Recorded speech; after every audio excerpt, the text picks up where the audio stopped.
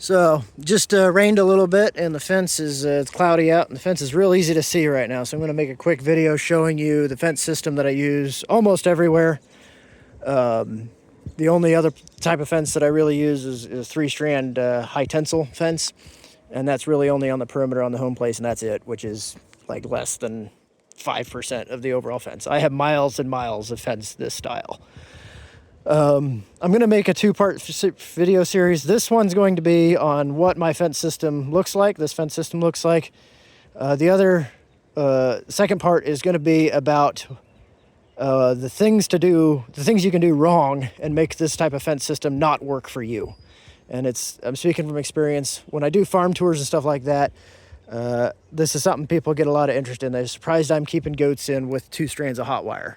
And I've been keeping goats in with 2 strands of Hotwire for 30 some years. So it's not it's not some unproven concept or idea.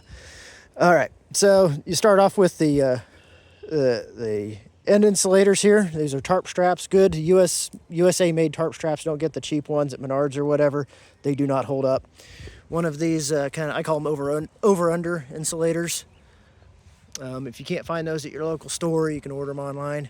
17 gauge Hotwire. 2 strands, one at 8 to 10, and one at about 10 to 20, or excuse me, 18 to 20 inches, where I go by top of the boot and at the knee is what I go by. And I'm about 6 foot tall.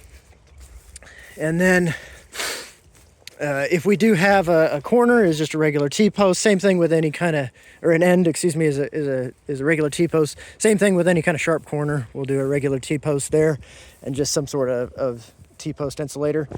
And then just the standard support posts are just, typical round posts with typical round post insulators. One of the big advantages with this type of fencing, if you look at like electro netting, which is real popular with goats, that stuff's $150 to $250 a foot. This stuff's 10 cents a foot. And that's if you buy everything new.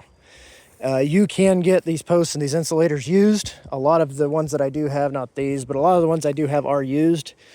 You can sometimes maybe find some wire on spools that's used, and that can bring down your cost significantly. Also, buying T-posts used can bring down your cost significantly, and probably get that down to like, a point set, or to about 7 cents or 8 cents a foot even, or maybe even lower than that, depending on how much you pay, obviously.